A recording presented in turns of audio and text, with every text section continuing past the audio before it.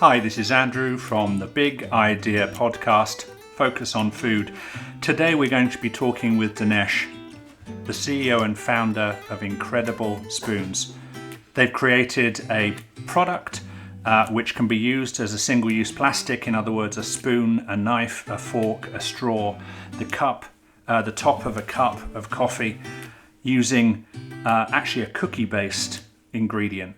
So not plastic, not oil-based, not something that will sit in the earth for the next 100 years, but actually dissolves and disappears very, very quickly when it's in a landfill or when it's in the trash. So please let's have a conversation with Dinesh. I hope you enjoy it. Please let us know your thoughts at the end. Many thanks. From Incredible, my system just asked me to do something. Okay, we're done. Let's go back. Hey Dinesh, this is Andrew from Big Idea Food Podcast, or Big Idea, what is it? What do we call it? Big Idea Podcast Food. So welcome to the podcast, welcome to the video. Tell us who you are and tell us about your company. Thanks, Andrew. This is Dinesh Tedepalli. I'm co-founder of Incredible Eats, and we make edible cutlery to reduce single-use plastics. Edible cutlery to reduce what now? Single-use plastics. Single-use plastics. Okay, edible cutlery. So I'm supposed to eat a knife. What am I doing here? Tell me what this is all about. Yes. So the concept is for 10 minutes of your convenience, for a takeout, or when you go to a shop to get your ice cream or even a soup or anything like that, for just 10 minutes of convenience for you to eat the food, you're leaving hundreds of years of plastic footprint, by using single-use plastics. So we innovated a solution that you can eat it after eating with it. So you can literally eat your spoon after eating an ice cream with it. And even if you don't have the appetite, since it's made with food grains, it's compostable because it's food. Okay, great. So if somebody eats it, then it gets digested, and it's basically a super yummy kind of cookie type thing, isn't it? Yes, I would compare it to a biscotti in the shape of a spoon. Okay. So it's a little hard because it needs to make sure you can use it for eating your food. And then once you eat it, it becomes softer, so you can bite it out and you can eat it as an after meal snack. And if you don't want to eat it because you've had enough, I don't know, Baskin Robbins or Ben & Jerry's or Haagen-Dazs or something like that. And it's not just ice cream, obviously. This is a product that can be used for soups and all kinds of things, right? Afterwards, yes. If you don't want to eat it, you can pop it in the trash can, the rubbish bin if you're British, and then it'll go into a landfill and it'll just dissolve in a matter of days, probably, maybe even hours. Yeah. Yes, that's true. And our spoons actually can stay firm for up to 25 minutes in hot soups and 45 minutes in cold foods. So it's applicable to both. It's not just for ice creams, because we have both savory and sweet flavors. So basically, anything that you use a knife, a fork, a spoon for, from a grab and go food perspective, or even in a restaurant, a fast food restaurant or whatever, these things are gonna work like normal. And then they're going to be edible or compostable almost immediately. Yes, agreed. Yes, that's the concept. So let's, maybe you know this, maybe you don't. How big's the problem? How many plastic knives and forks and spoons are we throwing away on an annual basis? I don't know if you know that worldwide. Yes. Or US or what, but.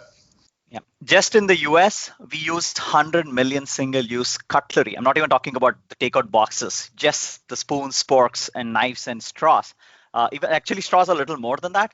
Just the cutlery part, we use 100 million per day, and we dispose them off. Per day? Per day, just in the US. You were talking about I was thinking 100 million a year, that's a lot. But per day? Yes. Okay, now that's insane.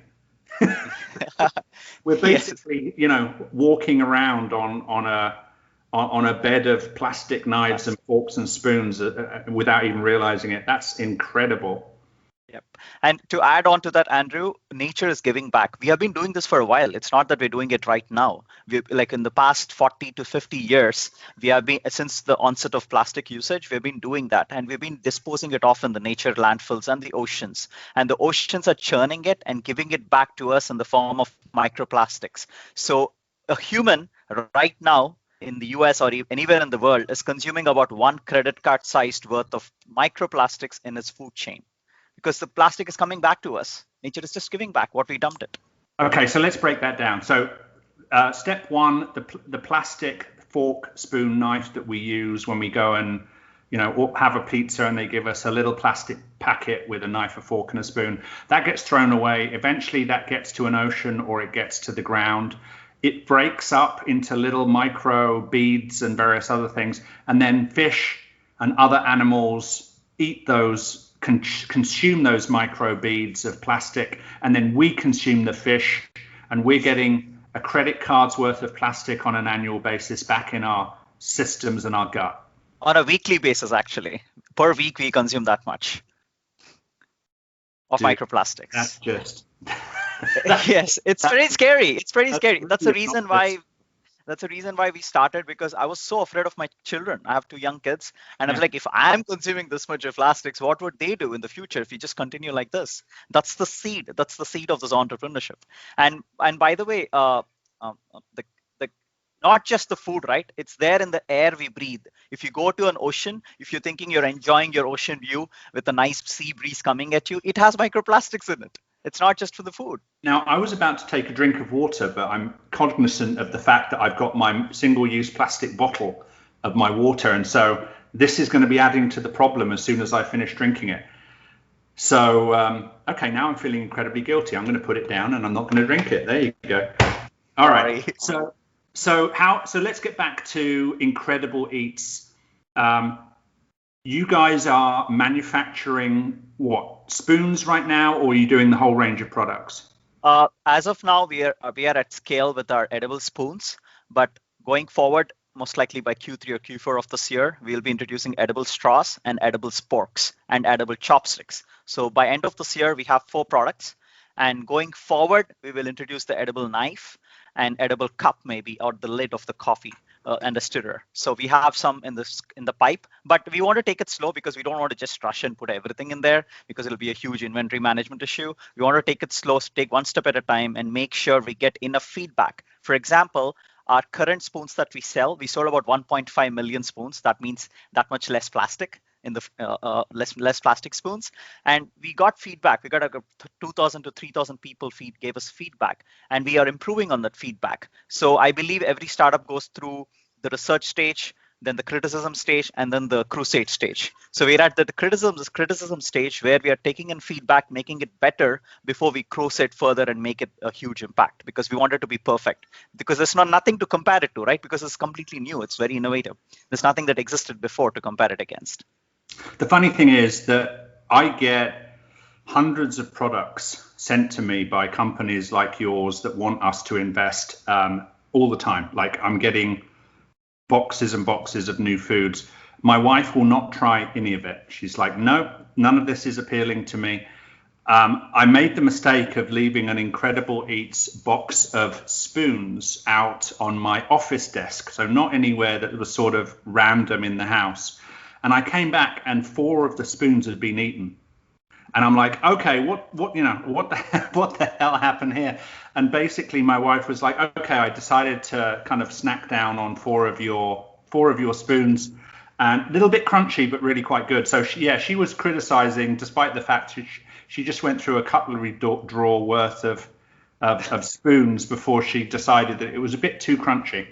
Mm-hmm. Yeah, agreed.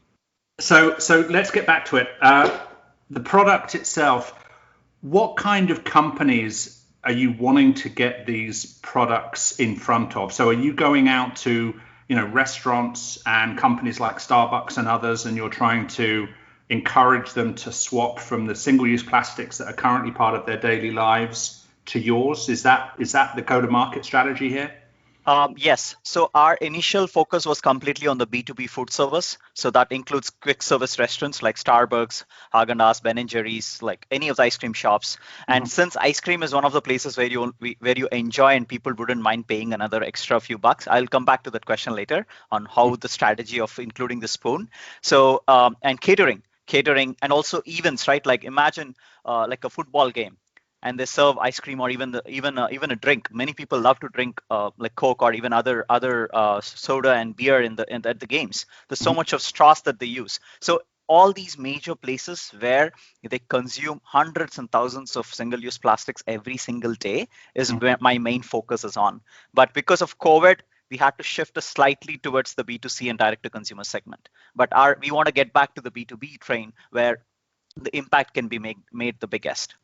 So if someone's listening to that and they're sort of as surprised and to some degree as outraged by the sheer quantity of these single-use plastics that are being thrown away on a daily basis, 100 million plus, what can they do? Can they reach out to their Starbucks or to their Haagen-Dazs or to their other places that use either straws or plastic cups or spoons or forks or knives and just suggest they reach out to Incredible Eats? Is it as simple as that, or is that not going to make a difference?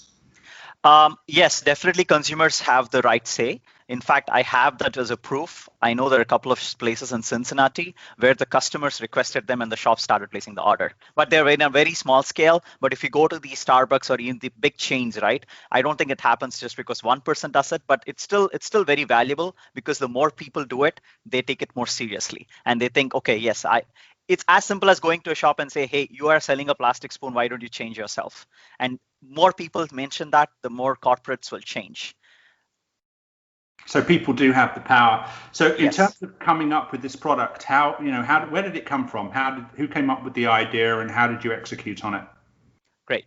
So about around 2017, 18, when my daughter was born, I went to an ice cream shop, and that's when the whole thought process started. Why am I using a plastic spoon? Even though I was very educated and I know the plastic pollution, what the effects are, the climate change. I was a very well-known person of these issues. But still, when I'm doing my action, when I actually went to an ice cream shop, I didn't think twice before I ate the spoon. And I mean, I ate this ice cream with the plastic spoon and threw it away. That hit me hard. I was like, I'm not doing the change that I'm supposed to do. Why? And billions of people are doing this every single day, and that really made me into like, okay, I need to do something about this, and that's when my entrepreneurship journey started. I went on a journey. I took my paternity leave, 8 weeks of paternity leave, and I went ahead and found the best alternative to single-use plastic.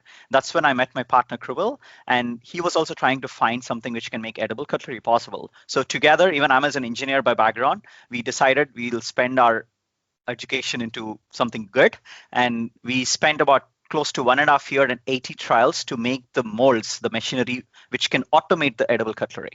So that's the story. So, and it ended up with a big bang because I introduced this 10 spoons in Cater Source in 2019. Those are the first 10, 15 spoons that came out of the first mold that we designed. And I got my first order of 125,000 spoons from a caterer in Canada. That's my first order. I didn't sell a spoon before. So that concrete, I mean, that made it very exciting that, okay, this is needed in this world and I need to continue further. And I came back to I mean, when I sold my home in the US to expand the facility to scale up for fulfilling the order. That's the brief story. So you sold your home so that you could bankroll the business that you think will have a dramatic impact on a better planet, Yes. as it were. That's that's Yes. that's awesome. So how many spoons, forks, knives, whatever? How many products so far have you sold? Have you kept track? Yes, I did. Because we reached our first goal of replacing 1 million plastic with 1 million edible spoons by mid of 2020. So that's that by like if I look at my current number, it's about 1.5 million. That's what we sold so far, and that means that many plastic has been replaced. This is just the spoons. As I mentioned, we are still exploring this fork. The fork is very hard because if you put an edible fork, right, the ends break easily. So we came up with this edible spork. I don't know if you can see, it's Yeah. blurred. Yeah. So this is basically the shape of a spoon, but the ends are, I mean, the edges are very sharp. So you can still use it as a fork and a spoon. It's a spork. And also the edible chopstick and other shapes that we're working on right now. The spoon was the easiest to make. That's why we made it first. And now we're trying to work on the other shapes. So I was at a Starbucks this morning. I was sort of thinking about you guys as I was sipping my coffee with its plastic, with its plastic lid and so on. I mean, that for me is something that they must be using or throwing away millions of those on a daily basis just through Starbucks, let alone, all of the other coffee shops and drinks shops out there. Yep, agreed. We need to, I mean, again, I mentioned, right? A lot of times what I observed is through my journey, people expect non-government organizations or plastic fighting organizations to do, to put stricter laws and push people or corporates to act on it. And everyone, it's pointing just finger to each other, saying that, hey, you start doing this. And the corporates will start saying, by this year, I'll reduce this much of plastic. But if you watch the John Oliver show recently, they keep reclaiming those claims again and again. They're recycling the claims. They're not, I mean, because it's very hard for them, because plastic is so appealing in the sense it stays forever. It's very good for the consumer in the sense it's very easily adaptable to what their needs are. So the whole point is we needed a revolutionary idea that can actually make change at the consumer level, at the corporate level, and together we can make a better world in the future. So as you mentioned, one of the challenges we faced initially was the cost of the spoon. I went to an ice cream shop and they said, hey, I'm taking a plastic spoon for 2 cents. You're giving me an edible spoon for like 15 cents.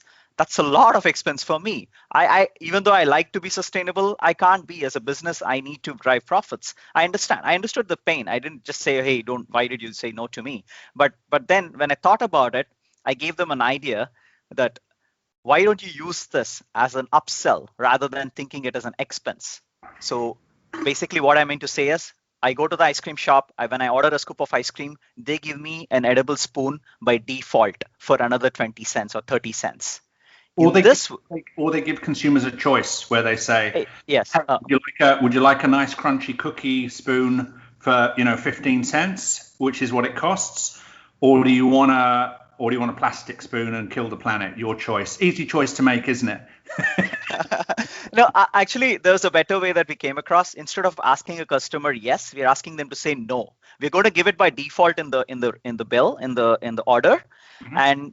And the customer can say, no, hey, I reduced that 15 cents from the order because I want to opt for a plastic spoon. The reason is this will create awareness to the consumer. Otherwise, we don't generally think twice about it. The whole point is we need to think before we act on it. And if that pain point is when you're saying no, the pain point increases. So basically what it worked was initially tested asking the consumer, do you want as a topping for another 20 cents or 30 cents? The store was happy because it's making that additional profit.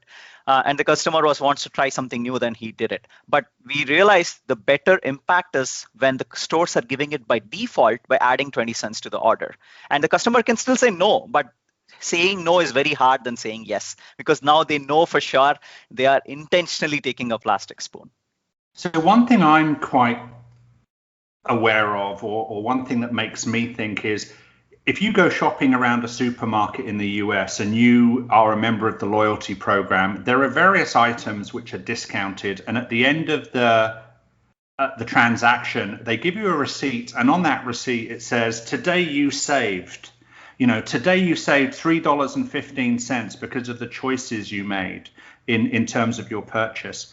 If we could make or encourage those, and we keep bringing it back to ice cream, but any company that gives away a plastic knife, fork, spoon, straw, plastic cup, whatever, mm-hmm. if on those receipts it said, by you making your choice for an incredible Eats spoon, we have this week saved 1,300 spoons from being put in landfill.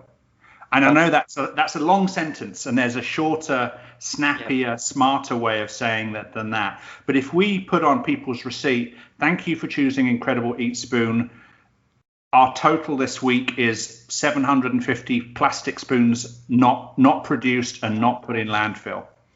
That's a great idea, Andrew. I think we should do that. And not just that, right? We can actually put the millions of plastic countdown, like a countdown on a website or even at the shop store, where saying, hey, this is the number of plastic I reduced because of opting to Edible Cutlery. That's a great idea. I think we should do that. That's yeah. Should too. So you were telling me something before we came on the line, which is incredibly exciting. I know that I don't want to distract too much from your business, so we can always come back to questions around your business. But you were telling me about some good news that you guys just had today or yesterday? Yesterday, yes. So we are part of the top 10 fellows by NPR's How I Build This program, hosted by Guy Raz. And yesterday I had my interview with Guy Raz at the How I Build This program. So I request all the listeners to listen to that as well. So for those, I was going to say, for those folks who aren't in the US or don't know, NPR is the public kind of radio channel, TV channel, and so on. Great programming, kind of really thoughtful. They have a How I Built This weekly show, right? Yes, it's twice a week, so Tuesday, Thursday. Tuesday, Thursday. So 2 times a week they have an interview with entrepreneurs and folks, typically entrepreneurs who have built amazing, really well-known household name companies. You know, they've had some incredible alumni, of folks talking on this channel. And so Dinesh was on that. You weren't on that radio program yesterday. You were the radio program yesterday being interviewed for the full time, right? Yes, actually, I shared the space along with another peer from my fellow program. But okay. Yeah, the two of us were there in the single program, in the single show yesterday. Okay, so we'll make sure to put in the show notes a link to that. Dinesh will forward that to me, and we'll add it to the show notes so that you guys can listen to that NPR How I Built That radio show. And it's possible that they may choose one company out of. Oh, yeah. So the part of the fellowship program is they chose 10 fellows among 3,000 applicants, and all the 10 of us we pitched to a panel of judges last week, and they're going to announce the winner of this tomorrow, the fellowship winner, and we would be getting a $50,000 grant sponsored by GoDaddy. So. Oh, that's very cool. Okay, so that's potentially 50,000. Well, you can use that to reduce X number of thousand plastic spoons in the world. Yes, it will help us speed up bringing in the straw. That'll be billions of impact in the world. Yes. So where are you based? Where is Incredible Eats? Yeah, we are based out of Milpitas, California, Northern California, but our facility is in India. Okay, and where are you selling your product? Where is it available for sale right now? Yeah, so it's currently available for the direct to consumer. It's available on Amazon. It's available on our Shopify site, incrediblespoon.com. And for the B2B, we directly approach them, or they approach us through our contact us form on the website, and that's how we make the purchases. And on the ice cream shops, Smitten in Bay Area has these spoons. I need to check with them if they still have the stock. Because of COVID, there was some disruption. But yeah, and with respect to stores, about 1,000 TJ Maxx home goods store carry these in their gourmet food section. What about, I think there was an ice cream store. Is it Europe based or here? Häagen-Dazs. So Häagen-Dazs are taking it as well. Certain geographies, where is that available? So Häagen-Dazs just did a trial with us. The first trial happened in the US at the Mall of America back in 2020, February of 2020. But because of COVID, they kind of put a pause on it, and they're going to revisit us like end of this year in the US. But in Europe, we're working with Häagen-Dazs. Like the first trial happened in Portugal, and that was a decent success. And now they're planning to expand the trial to France and Belgium going forward in the next 3-4 months. But it's too soon. I mean, it's still under the trial phase right now before they get into the full scale. Okay, so if you could choose a company that you could work with, that you could partner with, that would give you the kind of impact that you're looking to have. You've mentioned you're already going to sort of in trial with Häagen-Dazs, but what would be some of the companies on that shortlist that you'd like to engage with? Yeah, actually, I have a long list. I don't know if I should say short list, but the preference is like Starbucks for the straws and even the spoons they use for oatmeal and yogurt, and like Chipotle, because they're also very sustainable and very environment friendly, because they use the sporks and the spoons and for their burrito bowls, and also the straws for the drinks, and basically any QSR, right? Any quick service restaurant, which is aiming to reduce plastic. Like I know that McDonald's in Europe, they announced by 2025, they will reduce their plastic consumption by 40%. So even these will be an amazing fit. Like imagine eating a McFlurry with a chocolate spoon and eating the spoon after. So these are some amazing fits that you can have. It's not just truly sustainable, but it's also a fun addition to your menu as well. Yeah, I'm trying to get my head around eating a McFlurry, let alone eating a McFlurry with a. I'm just because see the reason is a lot of times we just tend to go into most of us since we're in the plant-based startup culture, we don't even think about the other part of it. But if you look at it right from the plastics point of view, it, irrespective of you eating a vegan or non-vegan food, it's still impacting the planet. So I want to make sure that each and every QSR which has the most consumption of plastic utensils, I would like to them to be replaced with an edible utensil. And not just QSRs, even the like I know concert halls, gaming centers, like all these arenas, right? They have the lot of amount of plastic that's used there. So a couple of companies that should probably talk to you. One is Delaware North, which is in Buffalo. They're responsible for a number of stadiums and food concessions in those stadiums. So Delaware, they also do airports, food concessions in airports and things like that. So Delaware North, who are based in Buffalo, that's a company you should probably connect with. The other one that springs to mind is Compass.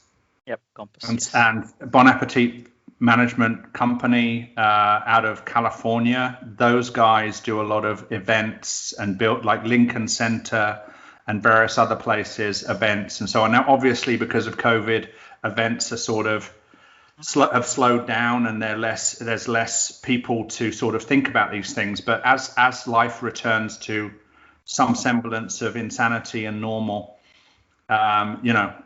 those companies are ones you should probably chat with. Okay, so you're in California, you're focusing on US, although you've been doing some trials and so on in Europe.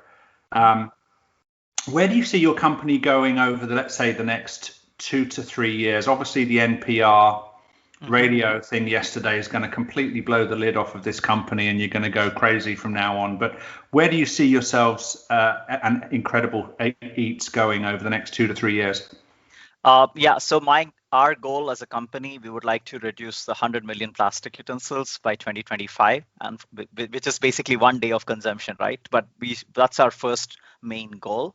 And with all the traction that's happening and all the PR that we're getting so far, we believe that we can achieve that. 100 million units of yes, single-use plastics. Yes, by 2025. It's an incredibly high number, but I wonder if it's enough to get there, to take 3 years to get there.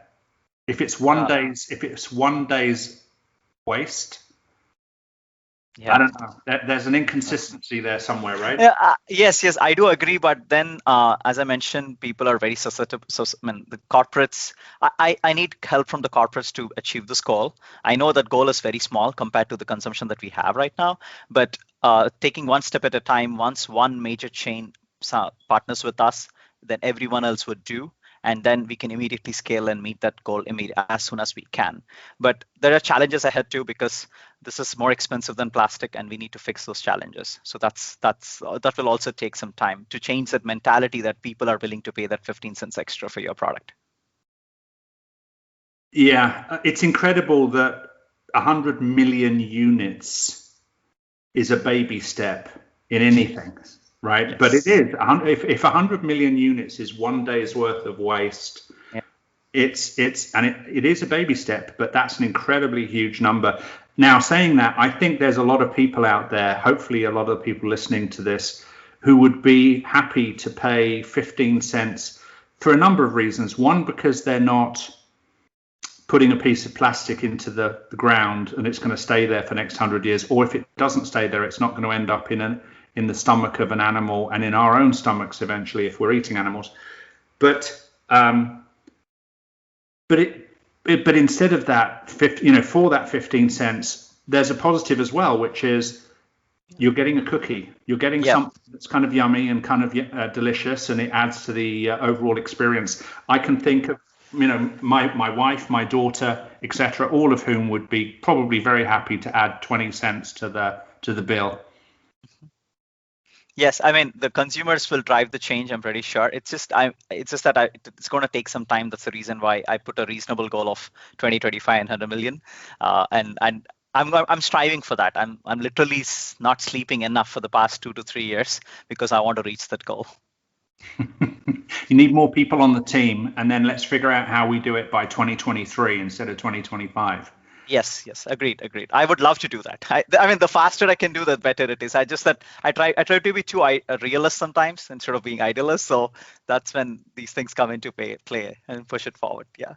So how do you want people to help you, support you, be part of this movement that you're delivering? The first, all the listeners, I would sincerely request to think twice before you pick up the next plastic spoon, fork, or a straw. And if you really have to use it, please let the shop or anyone know that, okay, please give us an alternative that I can say no to this. And that will drive the change because corporates listen to consumers, and that can drive the change. And apart from that, from the business perspective, if we are looking to expand the team, so if there are any very interested individuals who would like to work with us, that to join our incredible journey to save the planet, that'll be great too. What about students at universities and things like that? I would hope, and I don't know why I feel this way, but I would hope that there are universities out there where the students are very conscious of what's going on around this problem, and they're encouraging their universities to find other ways of providing these things. Are there universities out there who are much more forward thinking, and are there students encouraging their universities to think differently about plastic knives, forks, spoons, etc.? Yes, they do, but thankfully, from the universities that I saw, because I did my master's in USC, the most of the indoor dining, they use the reusable stainless steelware. Only the concession part where you actually go take out like a yogurt cup or even a drink to go, that's when they use the plastic part.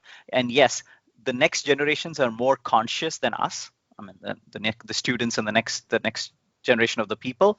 And if any one of you are listening to it, yes, go talk to your university that there's something better than plastic that exists, and it's going to be fun to us too. So that's a good suggestion too.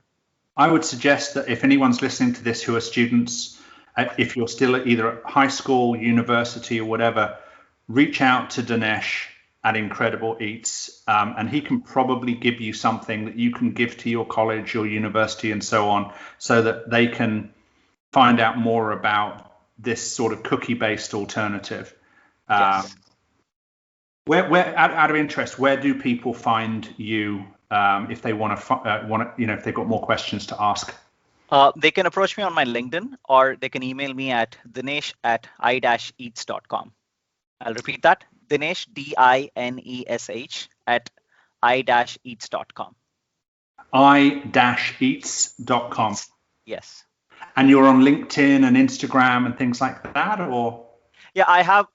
Personally, I'm not on Instagram. Personally, I'm on but my company is there on Instagram. It's called Eat the Spoon. But on LinkedIn, you can search me by Dinesh Tedepalli and you'll find me. Okay, so Eat the Spoon on Instagram.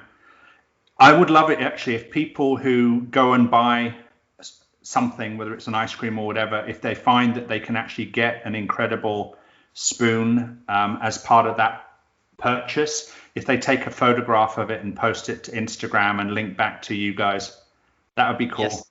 Yeah, that'll be really great and helpful, and it'll increase our content. Yeah, definitely. So let's get a couple more quick questions and then we'll let you guys go. You've mentioned selling your house to do this. You've mentioned this has been a passion for you for the last 3-4 years. Over the last 2 to 3 years of starting and growing this business, in your mind, what was the kind of toughest or most challenging aspect of starting and growing this business? Okay, the toughest one would be the cost, because we are fighting against plastic, which is super cheap. So the toughest part of challenge that I had was I need to convince the corporate shops. People were much easier to convince because they're willing to pay that extra money, but especially the shops and the corporates to say, we need to do this immediately. We should not just wait for the next project to start to introduce the non-plastic cutlery. So we need to do it immediately. And their biggest challenge is the cost. Why is it too expensive? I can bring it down only to one certain level, but I can't bring it down to the cost of a plastic. So that's a reason why I have to change the way of thinking. Think of this as a revenue generating product rather than expense product. Rather than expense, think of it as a profit generating product. So that's the challenge that I've been facing. And thankfully, there are quite a few people, at least the smaller shops, they love this idea and they're making money. In fact, the ice cream store at San Francisco, they sell this for 50 cents extra. So they make like 20 cents extra profit out of a spoon, 30 cents extra profit. So that's a happy thing for them. And now pandemic has affected most of these places. And this is a good way to come out of this pandemic and saying, okay, I'm making an extra profit out of this as well as doing good for the planet, because that's what we need to do. So that's the biggest challenge that I had. And the second small challenge that I had was the pandemic itself, because my entire initial traction was entirely focused on B2B. I didn't even think about B2C at all. So when the pandemic came, all my B2B kind of got frozen and it kind of halted.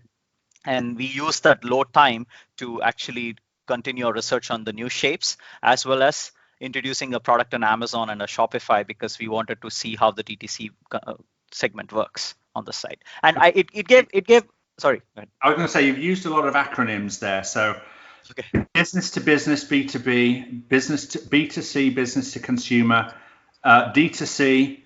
Direct to consumer, same business to consumer, direct to consumer. So in other words, e-commerce. Yes, that's true. Okay, I know what it is, but I understand. Sorry. At least I'll pretend I know what it is. I'm just making sure that anyone listening, knows what it is as well. Yeah. And by the way, the direct to consumer part of it, which we thought it's just a secondary income or secondary revenue generation for us, it was in fact helping us on the business to business side as well. The reason is the people who are buying the spoon for themselves, they're going to the shop with these spoons and they're eating the ice cream with these spoons, and they're letting the customer know, the shop know, hey, I'm having a non-plastic spoon which I can eat. So that's like a surprise. I have some reviews where like grandparents are surprising their grandchildren by eating their spoon. So it's creating that fun atmosphere, because it was so focused on sustainability, planet, eco-friendliness, and the direct to consumer segment all of a sudden became so fun, because it's like a fun party favor or a party inclusion. Party product too. So basically, people can pretend, not like they can take a spoon out, start eating something, and as they're having a conversation with someone, they can just put the spoon in their mouth and take a bite and freak out the family. Yes, that's true. That sounds great. So if I want to buy those spoons, I can go on Amazon, right? Yes. We have them on Amazon as well as our website, incrediblespoon.com. Incrediblespoon.com. And during the pandemic, you were at Big Idea Ventures. So I think that, I hope you consider that the time you spent during the pandemic was actually useful time, because you changed your business model, B, we started working together. So maybe the last 12 months wasn't such a waste of time, such a loss for you. No, definitely not. In fact, I really like this low time, because I had the opportunity to pitch you guys, and thanks to you guys accepted us, and it's been a pretty great journey, because the connections that you provided, and till now, right? To be frank, I didn't have an experience in the food industry before. I'm an engineer by background. When I came to the food industry, I made some wrong choices. Like, for example, initially in the first 6 months, I believed an agent who said he'll bring in tons of sales, and I gave him a retainer, and they didn't do a single sale till now. So all these bad mistakes, all these costly mistakes, I would have avoided if I had known someone in the food industry who says, hey, believe this guy, don't believe that guy. So, and I feel that I have them now with you, with the Big Idea Ventures team, because all it takes is just a message to you folks and say, should I do this or not do this? That's it. And you, with your all combined experience, it's giving me that a parental feeling, rather, that okay, someone's saying don't do this, because it serves you better. Yeah, I'm a big, I actually loathe retainers. Such a bad idea. Now, I'm sure that there are people out there who are amazingly valuable who need to do or want to do retainers, but I've rarely seen them work to the benefit of the entrepreneur. Rarely. Yeah. Yeah. So that's why as I mentioned, right? If the COVID didn't come in, I mean, if the pandemic was not there, I wouldn't have really looked for a accelerator or an investor or anything. I would have just slowly bootstrapped, making a lot of mistakes. Now, because of it, I came across you guys, and now I know I can easily avoid those costly mistakes going forward in the journey. And it'll also help me speed up, right? Because it's not just doing it on your own, but also help you speed up because of all the contacts and I mean, at least the press that you can get through all this. So have you been looking for investors over the last 12 months? Yes. Initially, not a lot, because I always feel that I need to successfully bootstrap. And the second reason is I really want to work with an investor who understands the mission first and numbers later, because a lot of traditional investors look for numbers first and the mission next. So now with the recent traction that it's ongoing, I am looking to raise some money, because we would like to expand our facility as soon as we can, because we are capped at 40,000 spoons per day right now. Now we need to introduce the sporks, the straws, and other shapes too. So in order to do that, we need some money to scale it up, and not just for the scaling, even for expanding my team. As I mentioned, I'm hardly getting any sleep, so I need to hire people and make it a real and sustainable company going forward. And by another reason for money is, till now in the last 2 years, we have not spent a penny on advertisements. So I don't even know what my customer acquisition cost is, because I have not spent any penny on them. It's all through trade shows. It's all through LinkedIn Sales Navigator. It's all direct. It's very organic and very word of mouth. So I also want to explore the ads side of it and see how marketing would work. Boost our ourselves to reach our first goal. So the funny thing is, if you've sold 1.5 million units over the last year or two, it's already a real business. Right. Yes. It's already a real business. It's not getting there. It is there. In terms of finding investors who are more focused on mission versus money, couple of things. One is having, investors who have the same mission as you is incredibly important. Whatever that mission is, even if your mission is to raise money, to make money, just have be aligned with your investors. But if you guys can achieve your goal of producing and selling and reducing 100 million items over the next 2 to 3 years, that's a sizable business, even though it's only 1 day's worth of waste for us right now. So you guys don't have, it's not an either or. I think you guys are going to be able to make a significant revenue generating business, which does incredibly good things for the planet. So I don't know that it's you need an investor who doesn't want any money, because they're going to get money whether they like it or back you. I mean, because it's hard earned money from any investor as well, right? So that I understand that point of view. It's just that it's just the focus part of it, right? I want equal focus on both rather than one over the other. That's my point. Yeah, no, I get it. But, any business that's selling 100 million units over the next year or two is a decent sized business, yes. Even if it's plastics, reducing plastic forks, knives, spoons. Yeah, I think if we can do something around straws, plastic coffee cup lids, plastic forks, knives, etc., that's huge. Yep, we're working on that. Definitely. Definitely. So the other thing is taste, right? Your products aren't just cookie flavored products. You've got different flavors and different SKUs, right? So how does that work? Yeah, so right now we have vanilla and chocolate in the sweet flavors, and plain oregano chili and black pepper for the savory flavors. And initially the flavoring started with a mindset that, like, if someone's using it, I don't want it to change the taste of the food they eat with. Like, for example, if you're eating with a soup or a salad, I don't want my spoon to change the taste of the salad or the soup. So that's the reason why we put the flavor inside. So if you just lick the spoon, it doesn't feel that. I mean, you don't feel the taste. But if you bite the spoon, you will feel the taste. So that's the reason. That's the reason behind why it's very subtle. And it's also subtle. It's not like too much. It's not like a super sweet cookie. It's a very subtle cookie. And think of like a fortune cookie, but much on the less sweeter side, right? So. Yeah, my wife tried, I think, pretty much every flavor in the span of about 10 minutes without asking me. So, she liked them. All All right, Dinesh, one last time, where can people reach out to you if they've got more questions and want to know more about what you're doing? Great. They can reach out to me directly on LinkedIn Dinesh Tedepalli, or they can email me at Dinesh, D for David, I, N for Nancy, E for Eagle, S for Sam, H, Dinesh at I-eats, EATS.com. That's my email address.